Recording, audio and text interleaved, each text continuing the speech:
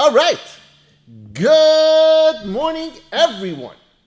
And thank you so much for joining us all here today. Today's Shaar Shabila Ilu Nishmas, our dear friend Menachem ben Yisrael Yaakov, as well as my dear aunt Rivka Bas Gabriel Tzvi, and for Zaidi, Reb Shmuel ben Yosef Dova Cohen, B'schus, Refuah Shalema Bekarov, Mishalom ben Sarah Rachel, Miriam Bas Sarah, and Yair Yeshia ben Chaya Atara. Today, we are on page 142 in the Orah Vigdor, for those who are following along. And we're continuing the concept of the cause and effect system that Hashem put into place from when he started this world. And now, understand that every cause functions only because Hashem wants it to function that way. And so we look at different things. So he gives over here an example. If you look at, for instance, one of the most complex systems is the human body. And if you look at the anatomy, the digestive system, and how from when we even put food into our mouth, right? Science could explain that the front teeth are sharper so they can bite off food, the piece of meat, and the back teeth, your molars, are bigger and stronger so they can chew it apart. Your tongue moves that food back and forth to be able to chew it properly. But there's a bunch of science, and you can go into a bunch of thousands of different little details that are required in order until it gets into your body. You swallow it, it goes through your system, it gives your body, food, nutrients, to help you grow, to help you have more energy, and whatever is waste goes into the waste system. And so all of that is part of it, and science could tell you all about it, but if you think about it, really, it's all a miracle. It's all part of Hashem's plan. You can say this doesn't happen. I mean, it's all scientifically, you can write it down.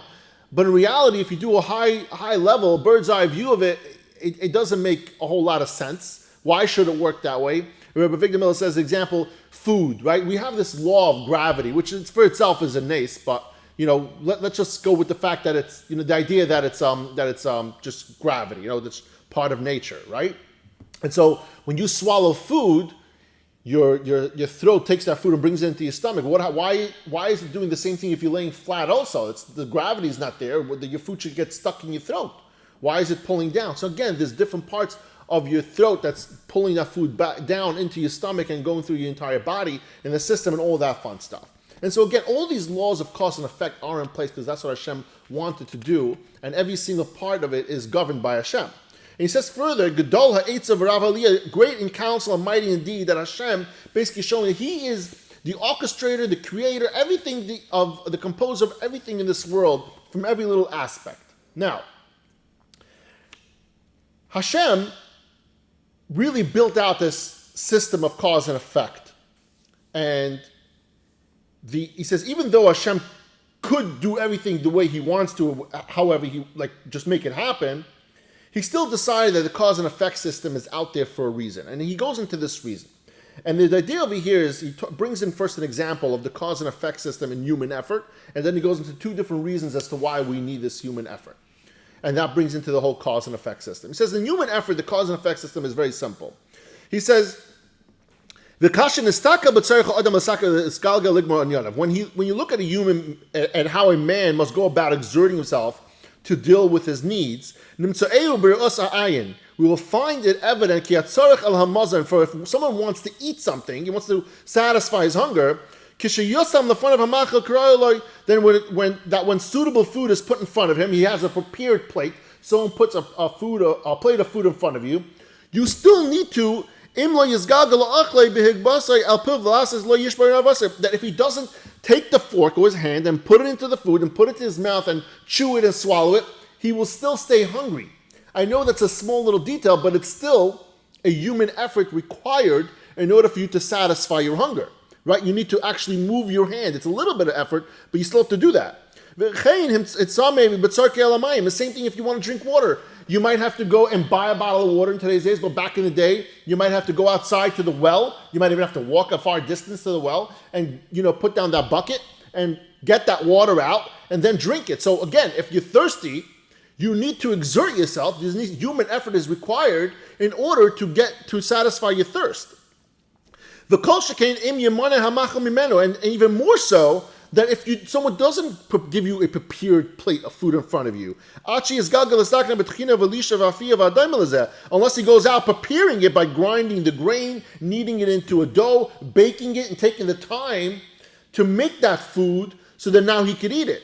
And even more than that, if he doesn't have that, he keeps on going further into different levels. And even stronger and more difficult effort is if he has to go out and buy the grain. If he doesn't have the money to buy the grain, so he has to go out and exert himself energy to find a job, to find the money, to buy the grain, to make the dough, So at the end of the day, it's human effort over here. And so Rabbi Victor Miller asks, he says like this. In the following paragraphs, we're going to see over here 2 reasons why human effort is important. But at the end of the day, there's a big question. Why didn't Hashem just make it available to us? Why do we have to work so hard? He did that for other animals. Take a cat, for instance, or many other animals. It's very easy for them to get food and for shelter and to satisfy their thirst. Right? They can find food almost everywhere. They can go into to just the wilderness, find small little rodents, insects, eat it. They can find when it rains, they can drink from a puddle. It's very simple for them. And as a matter of fact, Hashem even created this vessel of survival by very, very easily. Hashem created the idea of breathing. Why doesn't it take much of human effort to breathe? Why, in the same context, why didn't Hashem just make it so that when we breathe, we satisfy our hunger the same way we satisfy our oxygen needs? So maybe Hashem should have just made it that whenever I open my mouth and take a breath, I'm full. Breakfast, lunch, dinner, I take a big breath, I'm done. Why did Hashem make it so complicated for us, human beings specifically? Animals have it also a lot less complicated. Why does it make it so complicated for human beings to survive? Why do we have to put an effort into every single part of our day in order to survive as human beings, especially to thrive, to be even better? We have to put in a lot more human effort. But with the bare necessities, why didn't he make it as simple as open my mouth, take a gust of breath, and that's it. I'm good. I'm full. What's the need for this? And so he goes into this 2 reasons for human effort. We're going to talk about the first one today. Echad mehem. The first reason is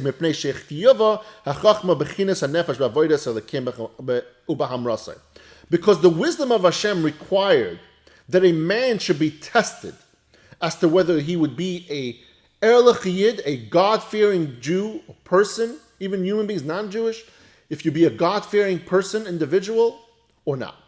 Therefore, he tested him with choices that will show how he reacts. Everything in our life is a test. It's a requirement that Hashem put forth to see how we react to these tests. When with the need for what is external to him, such as mimachal mishte for food and water, or malbush umain, or clothing and shelter, or mishgo and a mate. You want someone to get married, to have a husband or wife. He commanded people to look for these things through available means that are in order with the Torah. If you want to eat something, you need to make a bracha. If you want to wear something, you need, let's say tzitzis, you have to put on tzitzis. If someone with 4 corners, you put on tzitzis. If you build a home, you need to put on a mezuzah, right? If you get married, right, there's halachas involved in that. There's all these different things involved in all the things that we want. We want something, great, you can have it. God says, take it. But how do you go about doing such a thing? Are you doing it in accordance with the Torah, or are you doing it against the Torah, right? So the first real reason for complications in a person's life is to provide opportunities.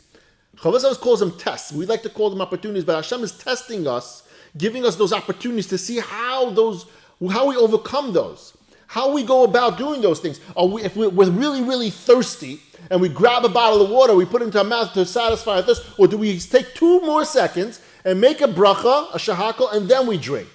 Those are tests.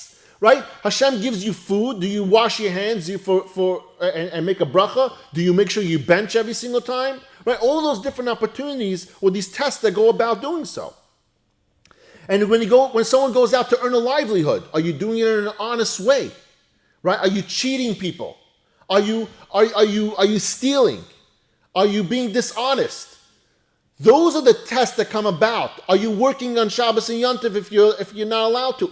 There's a test that Hashem provides you to see how you go about doing this. And he goes further to say, that which the Creator decreed a man should succeed in obtaining, he will obtain successfully upon completing the causes that bring to the final result.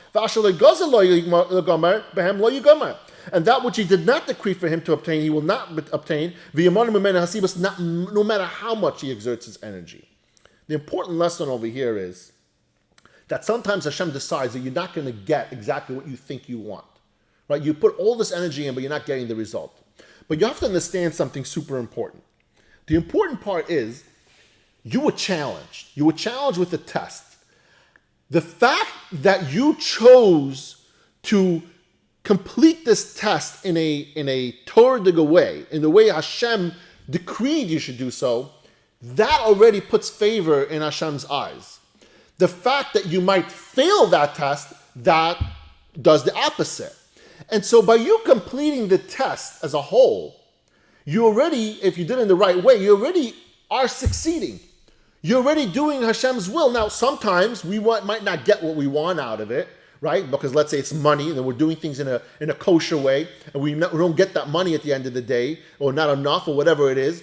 But at the end of the day, if you went about doing your business, your job, in a way that Hashem would be proud of you for that, right? Because you listened and you didn't do any prohibitions and you followed the laws of the Torah, you did the mitzvahs, and you put it in your shtadlus in the manner of saying, look, I am doing this because this Hashem wants me to do, and this is part of the system, you're already a winner at that point. And it's very difficult sometimes to see that, but if now Hashem can take those favors for you and maybe turn it back to you and maybe give you what you're looking for as well. Even though you might not see the real overall purpose, maybe Hashem will give you those little hugs and kisses along the way in order to help you out. And that's like the first of the two reasons that human effort is required, because we need to overcome tests, challenges, obstacles. And how we react to these obstacles is how Hashem is going to judge us. He doesn't judge us based on anything. So therefore, if Hashem just gave us an easy life, there wouldn't be enough challenges out there. There's not enough opportunities for us to overcome the evil things that are out there, to follow the Torah, to do things that Hashem wanted us to do so that we can be better and so we can be deserving of the things that we want Hashem to give us. Thank you, everyone, for joining us all here today, and I love you all.